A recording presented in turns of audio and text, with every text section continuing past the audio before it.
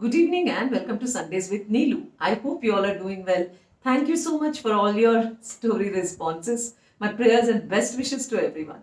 Coming to this week's story. This week's story's title is The Wise Woman and the Precious Stone. So once there was a wise woman who traveled around the world.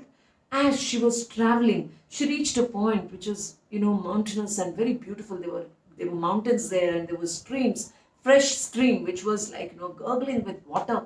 So she sat down and she started enjoying the weather. And at that time, she found a stone in that stream which was shining beautifully. She picked up that stone, which was like very precious and unique. It didn't look like any other stone. Yeah, it was probably the most precious diamond. So she just happened to find it and she put it in her bag. So when she put that stone in her bag and she started walking. So as she was walking towards the village, and then she found a tree there and she sat down to eat her meal. So the moment she was about to open her bag, there was a man passing by and he was very hungry. So he came to this woman and he said, "Could you please give me some food to eat?" So the woman opened her bag to give him some food. And at that time, the man spotted that stone in her bag. And it was shining. No one could have missed it. So he said that, "Forget about the food. I want that what you have in your bag." So the woman looked at it and he said that one which is shining. So she just picked it up and gave it to him. So the man took the stone and went away. As he was walking, he realized that the stone was very unique and it was shining. Yeah, he couldn't even look at it. It was so, so bright, and the glare of it was falling on his face. It was so beautiful. So he kept walking, and he found out that the stone was one of the most precious diamonds, and it could really last him for a lifetime. If he sold it, he could have lived his whole life happily. So, but he went around many places, and then one day he stopped before selling it to others. He said that, what, you know, if I go and I need to find that woman who gave me this stone. Yeah. So he kept looking for that woman, but he couldn't find her. So after many days of search, he finally found the woman in the same place, in and around the same place. So he went and he said that, uh, "Oh, wise woman, I want to return this stone to you." So she said, "But why?" He said that, "I would like to return this stone to you." And he gave it back to her. And he said that, "But in return, I want something else." So she said, "What do you want?" So he said, "I want that which is there within you, which made you give this stone to me." Yeah. He said, unhesitatingly, "The moment I asked you for the most precious thing, you just gave it away. What made you give that? That is what I want in return." So there ends the story. So we all have that precious jewel within us, which no one else has, and that no one can take away. Yeah. So the what I understood from the story is we all have that precious jewel within us.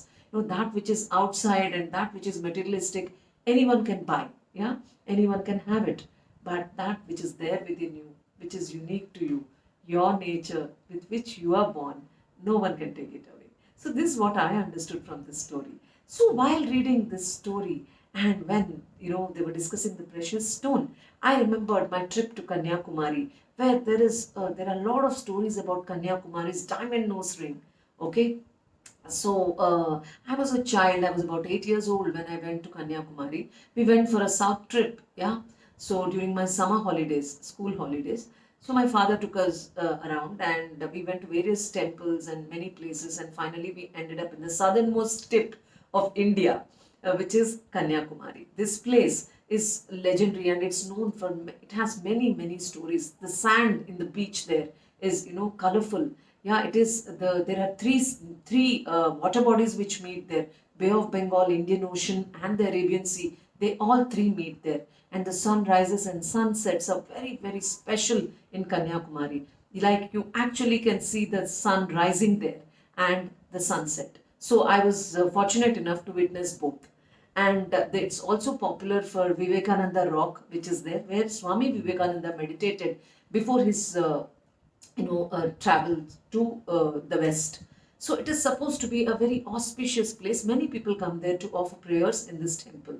So at that time, everybody was talking about this nose ring of Kanyakumari. So it shines. It's the most one of the most precious diamonds, and it is supposed to be obtained from King Cobra, which is like Nag money, what you call in India, and that is the diamond which she wears.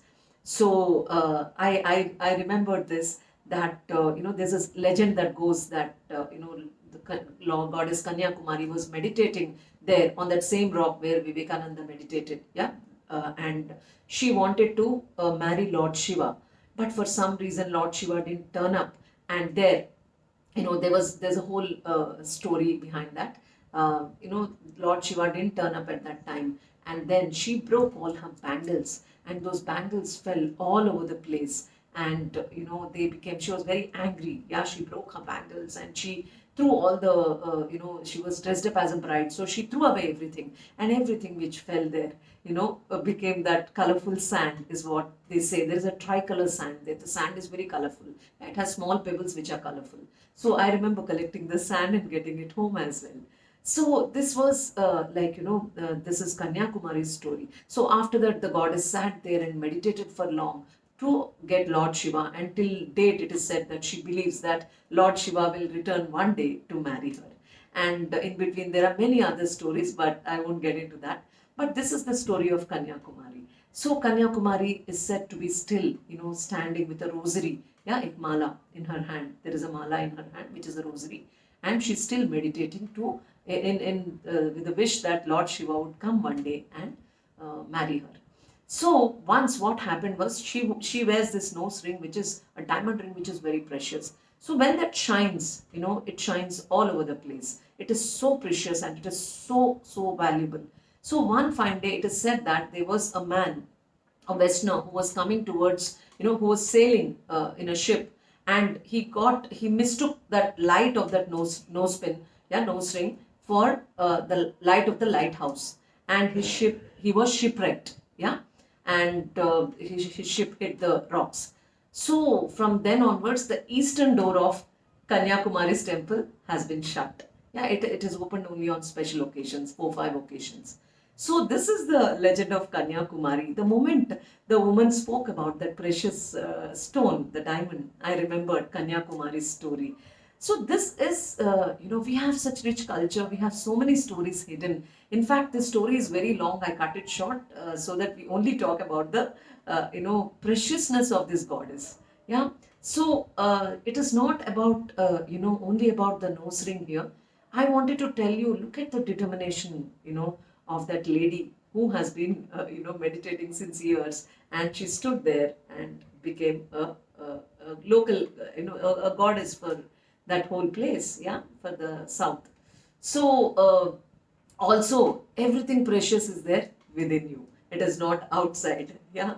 So that shines when you have something precious within you. Everything outside you shines. So thank you so much for your kind attention. Please let me know how you like this story and what you feel about what is unique about you. What is there within you that makes you special? Do you believe that there is something unique in you? Do you approve of yourself? So do let me know in the comment section. I will come back with another new story only on Sundays with Neelu next Sunday. Bye bye.